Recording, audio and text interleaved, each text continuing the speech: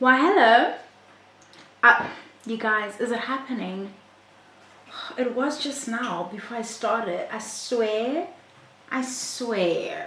But hello, hi. It is me, it is I. Small town lady with no collarbones. You're a khadi still on the internet. Akastrach, I am back. Tell me why I put on lip liner at 12:57. If you, I don't know how it works.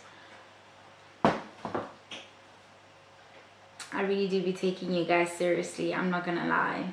Okay, we're in it, or we're getting into with Real Housewives of what is it? Whatever.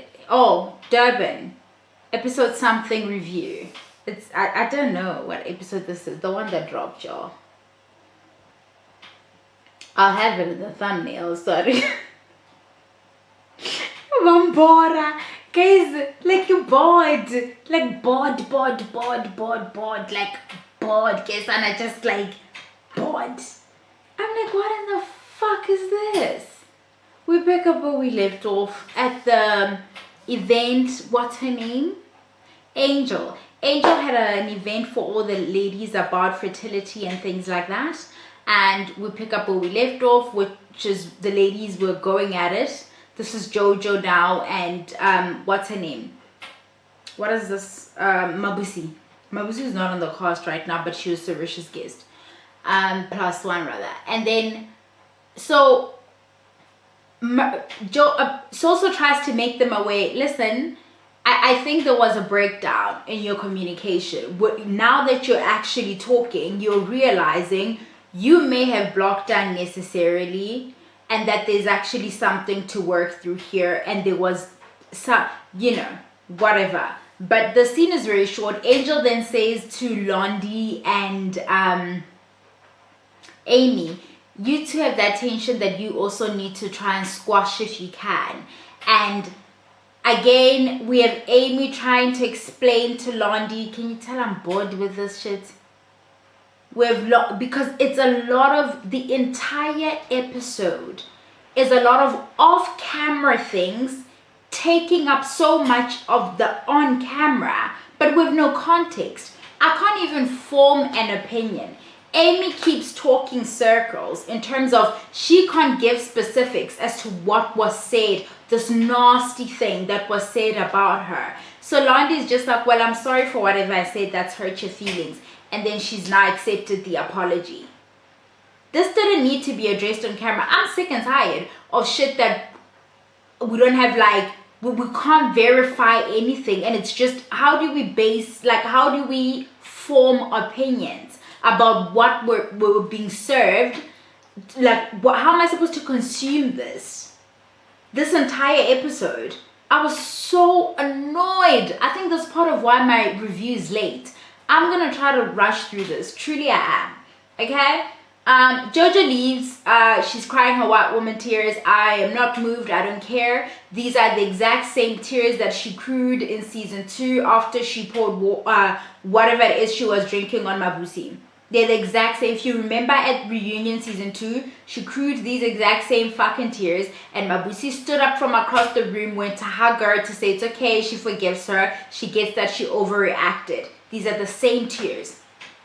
Same. I don't care.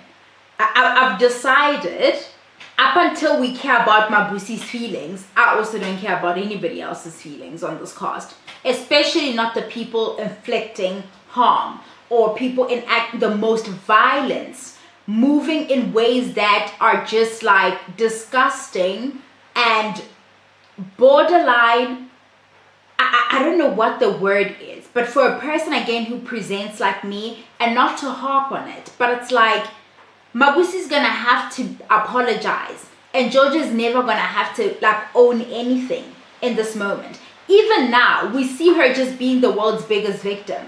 At no point does she think all that yelling and standing up and standing over Mabusi, and at no point does she think that shit was wrong. Right? We're now policing Mabusi's reaction to this woman standing over her. Now we're gonna like just solely focus on this comment that she was called a white bitch and not interrogate how we got to that moment. Must be fucking nice. Get off my screen. Your tears aren't moving. Me, at least. Everybody else, they can play this stupid game with you. Me personally, JoJo crying irks me. JoJo crying is the most, I'm like, oh my god, fucking cutscene. Can we do something else? Really, this bitch is gonna be crying yet again? About what? About what? But anyway, she says, oh, she doesn't want to live in a country and raise her kid where, well, go to Australia. Isn't that where you all go when that's not what you want? I want to raise my kid in a country where it's okay to refer to somebody as a white bitch. There is literally no historical context for this to be classed as any kind of slur. No current event, no historical anything for us to play this fucking stupid game. There is, however, plenty context to talk about the angelic white woman trope being used to silence women who look like Mabusi and I. For you to throw your fragility, right? The marketing that is white womanhood and the angelicness and like the daintiness of it all and just, oh my God, the forever victim, right? There's plenty of like things around there to bark why Mabusi can call you any fucking thing that she wants. Provided you act like it, which you have. Great. We get it? We're on the same page? Great. We move on. Okay? If you don't want to be raising your child in a country that's wara that you said, maybe have you thought about the fact that we also don't want to be black women having to push our feelings down around some white women? Yeah, we'd love that country. That'd be nice. What's her name, this one? You know, Maria's annoying me to a point that I don't even know if I'm going to go by sequence. Maria came on the show last season, obsessed with Sarisha. And I need you guys to remember it because it's coming back up. She has like uncommunicated expectations of Sarisha and it's weird as fuck. You don't want to know what I've just been through regarding the memory card, so I'm just going to move on. But anyway, Maria seems to have some uncommunicated expectations of Sarisha that I'm honestly very confused about. Personally, first she came in trying to beef with her, right? Like Sarisha wasn't immediately like, oh, new bestie. So she decided Sarisha doesn't like her. If you don't believe me, go back and watch the last season. How she came in saying, I just feel like, just literally manufacturing tension. I just feel like, she doesn't like me. And she would say to anybody or anything with an ear, I just feel like, and now she's decided that Maria's bored at home. We can all tell that she is literally the epitome of a bored housewife because she's bright, right? JoJo is less than smart, so she has a great time with it, right? She doesn't have any real, her brain isn't going dull. That's just the state of it. Like, that's how it is, right? Maria, very sharp tool, right, is going dull from just being somebody's wife and having to change her name to be somebody's wife. She's very bright. I'm not even confused about this. Right? This is why it was so easy for her to clock that dynamic of JoJo and Nonko for what it was and why things went the direction they went last season. But in order to stay on the show, she's realizing I can't tether myself with Sarisha because I think I'm having a harder time bonding with her to the degree that will make me relevant and essential for the show. Whereas with Joe and Nonko, that chemistry, so she's now having to run back after the runs and make cool. Can you imagine having to like kiss ass to people who are less than smart or definitely not as smart as you, right? Because she's not completely wrong about some of her takes on Sarisha. They simply don't land for me because she plays that role in JoJo's life. less the puppeteering shit that she accuses Sarisha of doing later on in the episode. She is Joe's enabler. She enabled her throughout the last season and she still got chucked out, right? JoJo still was not happy with the level of enabling that she was doing. She wanted a bit more. You know, she wanted to drive in the night like Boobie type of enabling. Do you see what I'm saying there? So she's riding with Zama. They're going on the trip because she told Slee that I want the ladies to all come on a trip and I didn't know I was going to announce it now, but whatever are we going to do? And they're riding, and when they're in the car, she's riding with Zama. They're now calling each other friends. It's crazy to me that Zama sat at a table with Sarisha and said, but are these friendships or alliances? And here she is making an alliance with these people. They're not friends. How do you say you've got a good solid, a good pool, a good solid? And then you have like some cocktails with Maria and she's now friend. Okay, girl, it's giving alliance. It's giving I'm being iced out the group. I wouldn't be surprised if there was a group chat. Something about the four of them feels inauthentic, unorganic. It feels like, I don't know. Sarisha can do well being on an island by herself. The show needs her. She's gonna be just fine. These women feel like they need to be tethered to somebody, and they choosing to like form an alliance as like the problematics, which Maria isn't really. Zama is though, right? And Maria is choosing to ignore, smart Maria is choosing to ignore all the Hana that Zama did, right? She's choosing to put all of that aside and go, oop, oop, oop. Oh, but she hasn't done anything to me. Okay, Maria, I see you. They say in the car, I don't know why Sarisha would be surprised that you and I are friends. When was Sarisha surprised at this? I'm telling you, she's manufacturing a reality that we're not being shown. Just like she did when she first came on the show. She acts like Sarisha is not trying to make friends with her, but what efforts and what length has Maria gone to try and make friends with Sarisha? Why is it on Sarisha to court her? I don't get that. If you really are saying you want a real relationship with this woman, what are you doing to have it? Why is it on her? You're the one who says you. I don't get it. Sarisha was never shocked. Sarisha simply asked Zama, how are you finding the ladies? And Zama said, oh, I'm really enjoying Maria. I don't find a single fake bone, like a fake bone in that girl's body. And Sarisha was like, oh, okay. And the other ladies, literally she's just going in name as to how are you finding this one? How is that her being? Okay, maybe I missed something. I don't care. They arrive at this lovely place that they've gone away to. It's also pretty. JoJo and what's her name? Nonko fly in. You know, there's always somebody who flies in and it's a whole drama. It's been drama since the first season that others fly in and others bus in and others have their cars breaking down on the highways, honey. It is what it is. But Zama drove with Maria. Slee drives in with Angel. Angel is a liar.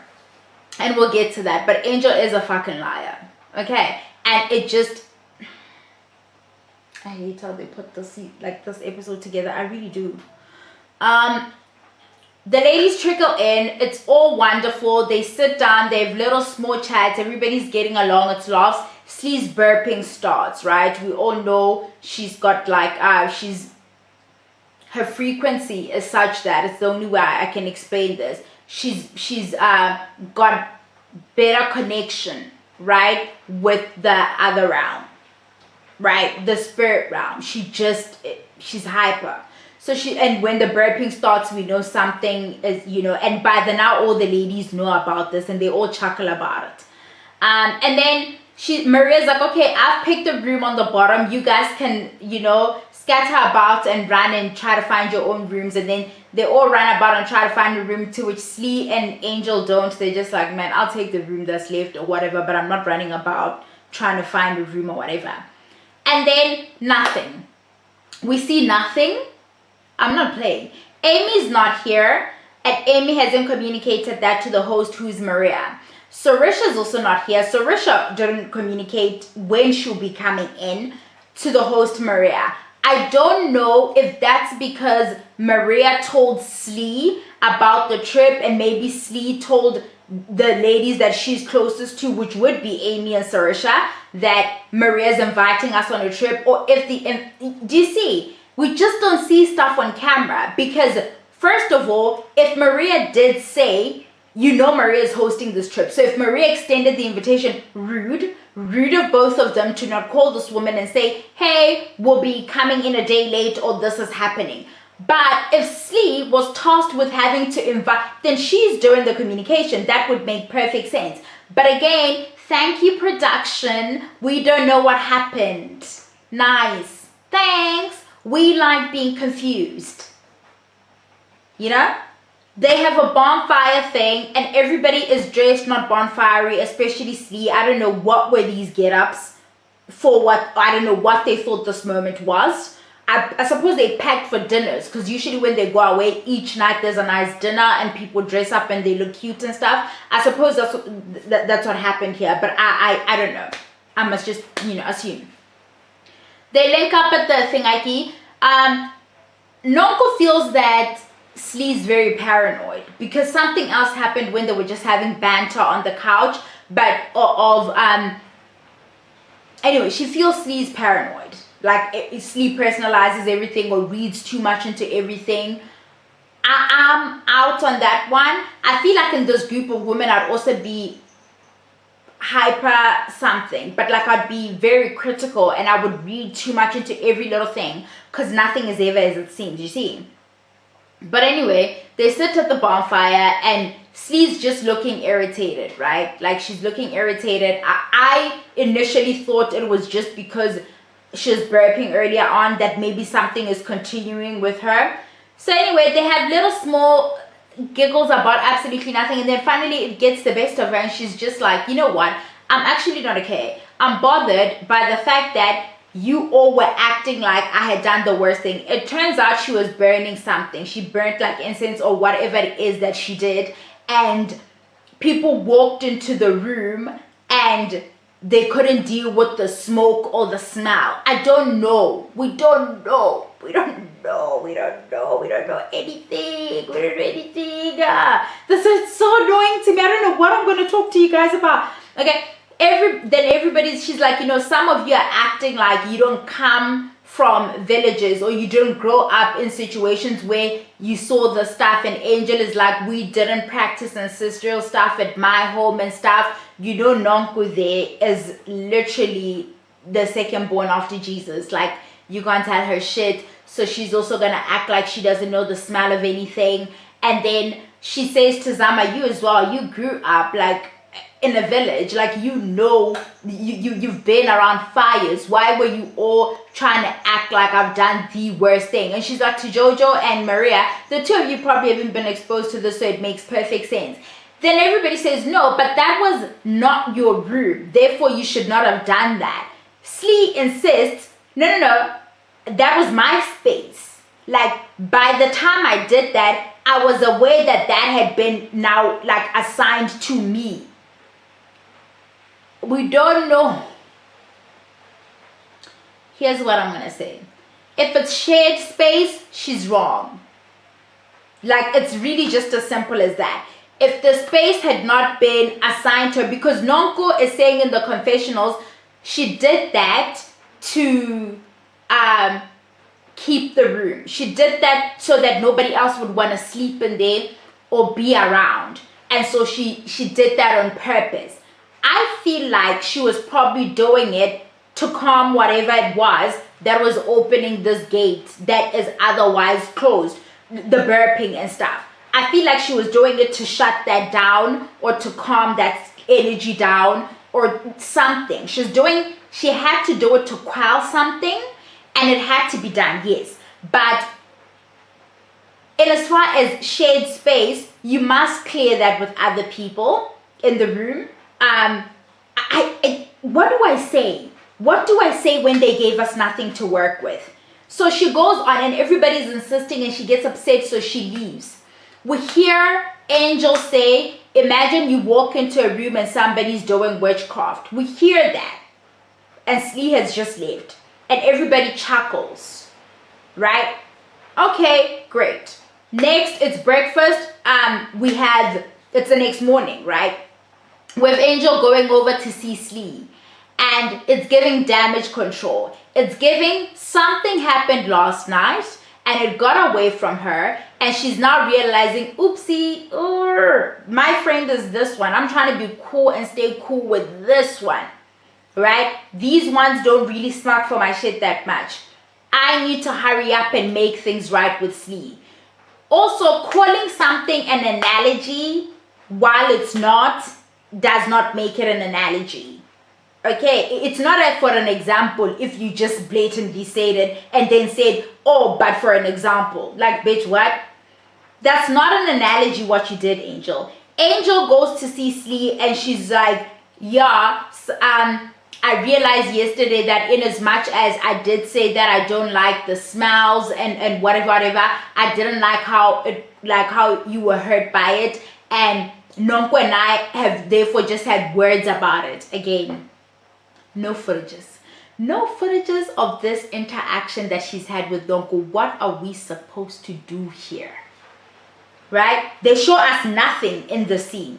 She says that they called each other. Like, what am I supposed to say to you guys? They called each other out of their names. There's this thing happening on the show that I don't like, where I've mentioned to you guys that I appreciate JoJo and Nonko a lot for sharing their procedures, for sharing that these are like alterations made by a doctor or filler, or you understand? I like them for that, because then we don't need to now consume these women on our screens and wonder why we don't look as put together as them, wonder why our skin isn't taut without a wrinkle in sight. JoJo told us. Do you understand what I'm saying? So it's crazy that we want this transparency, but then we shame the women for sharing with us that they got these surgeries. And when they lie, we're like, why would she lie about that? Like, oh, she's also like, creating insecurities for other women. Here we have Angel coming for Nonko and the fact that she had her body altered. Like, what are we doing? What are we doing truly? Should she not? Should she keep quiet and have us thinking that she's in the gym doing squats? Now she's a liar. Like, when we do that, do we realize we're pushing people back in that box where we must go back to the days of lying? We're constantly calling out the Kardashians for lying about the procedures they have done and what harm that does to their audience, right? People thinking they can just lip liner and do a little plump and then end up with those lips. Like, y'all. Anyway, her and Slee hug it out. I can tell from this scene that she's lying. She's scared. She's panicking. She's not in her Olivia Pope bag. She doesn't know how to fix it. She's struck. I said to one of my friends, I wish I could figure out what motivates her lying, because it's never the same thing. And I said to her, people usually lie, whether it's a compulsive thing that you do, a habitual thing that you do. It's always from a place of something. Either you're trying to avoid getting into a confrontation with people, or you just want to make yourself look good, because she's not afraid of confrontation like that. But like, I can't see if the pattern is, I think the pattern is that she's trying to posture as something that she's not and trying to stay in the good graces of some people. But she has no tact about her, no stealth, nothing. It's like, babe, this is on camera. Right? She's constantly trying to twist the reality. Zama does it better. When the ladies arrived, Nonko and Joe were like, oh, you stay so calm in these situations and stuff. She's calculating. She's very calculating. Whereas Angel is loud and defensive. Zama is a defensive that's a bit more, it's like a duck, man. So calm on the surface, but like peddling. Fast as fuck underneath there, but so calm on this. That's Zama. That is Zama. But she's spinning. She's also fucking spinning. But her approach to the spin, and I don't know why they say, for me, she has tells. She has tells about her. She has things that she does. And anyway, but like, Angel wants to quiet people, talk over people, turn the argument into something else. That's what she does. The ladies go fishing.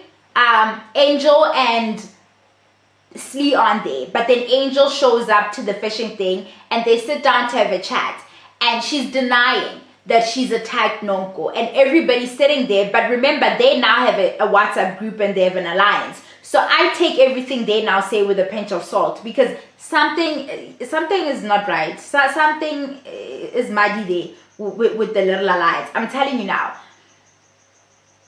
She's like, no, I didn't attack you. You said this to me first. And everybody's like, no. You said, please watch for the fact that Maria is constantly trying to catch Angel in a lie. Constantly. I feel like her saying, I've known her for 6 months, and that being this thing that Maria is just harping on, it is like, where's your husband, Maria?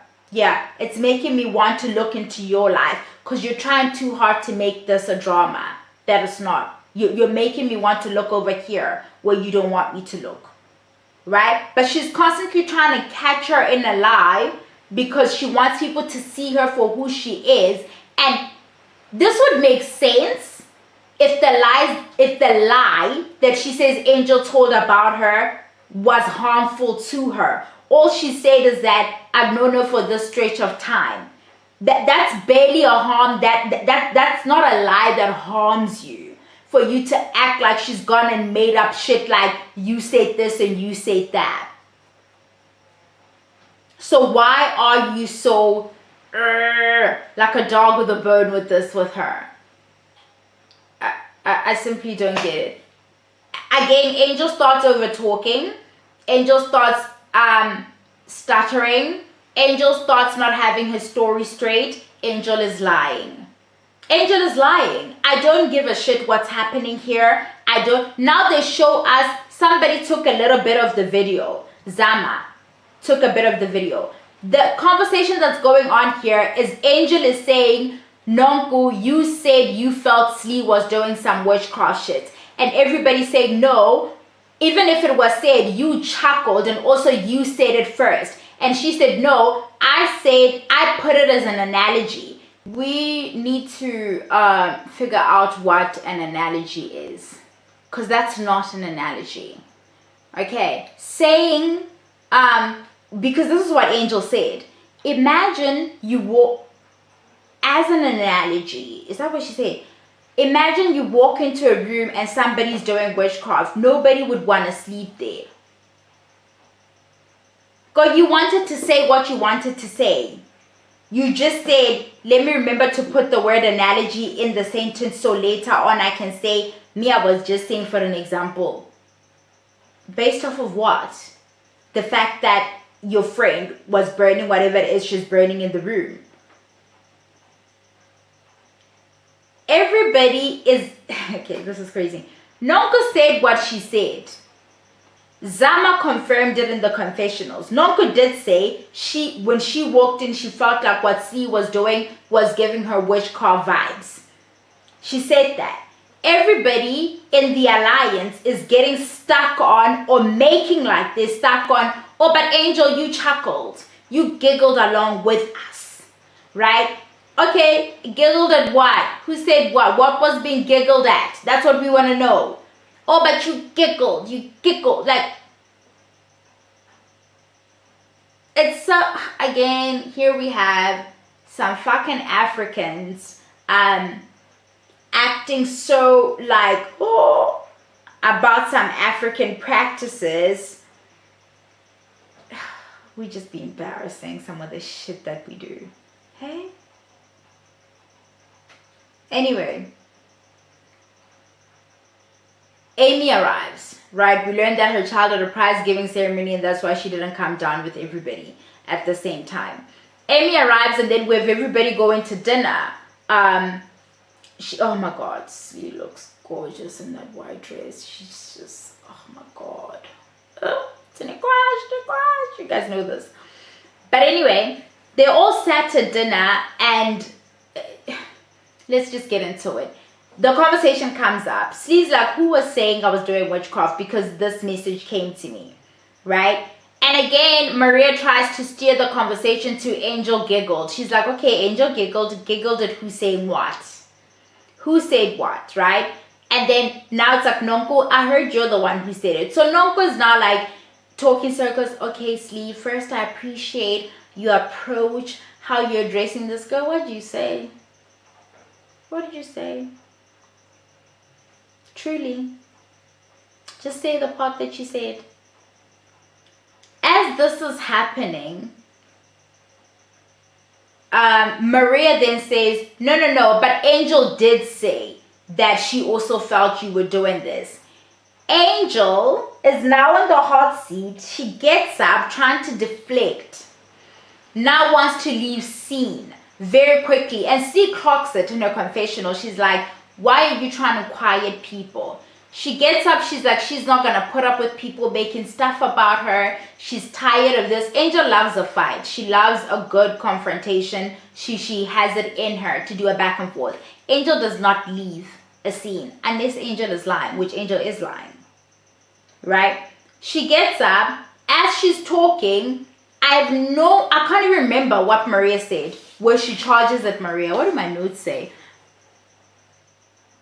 Oh, yes.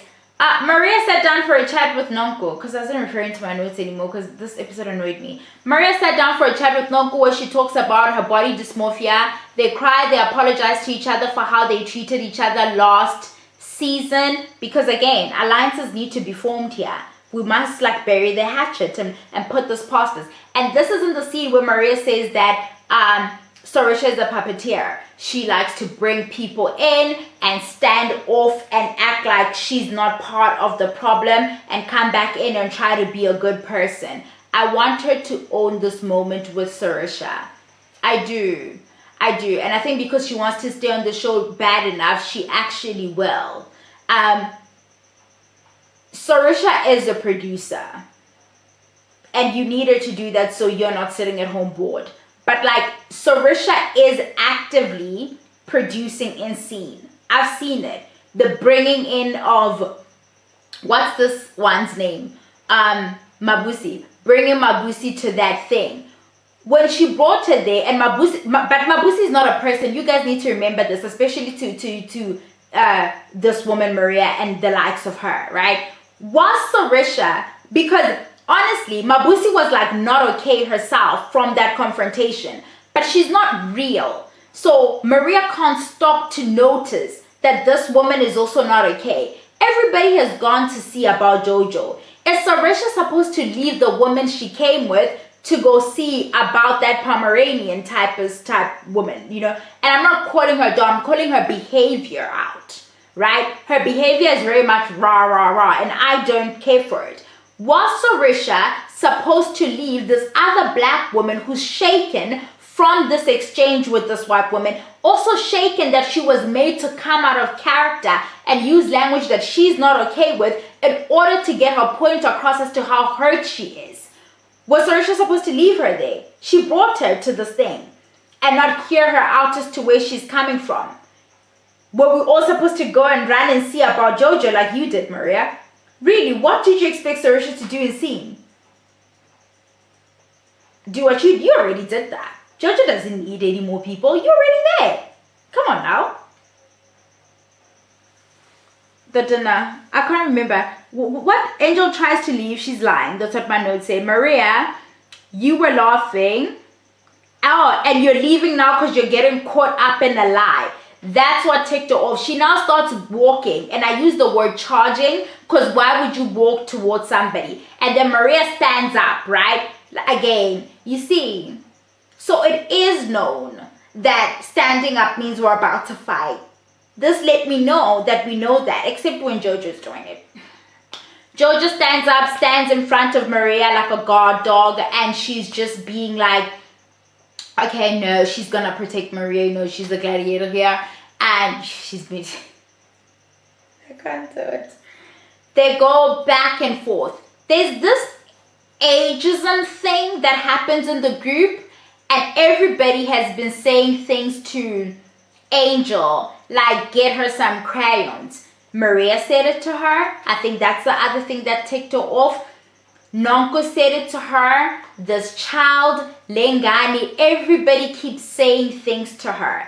Now, ageism is a lot like any other thing in that when we do it to older women, and we know society is especially brutal to aging, a natural thing, aging women, we brutal, right? If it was the other way around, and Angel was constantly saying to these women, y'all are doing a lot to try and hold on to your youth, or these grannies, oh, what geriatric this, or if she was it would be in the worst taste. And I get it, they don't weigh the same. Okay, just like black and white don't weigh the same because like the historical context and like all manner of things that I don't want to get into now.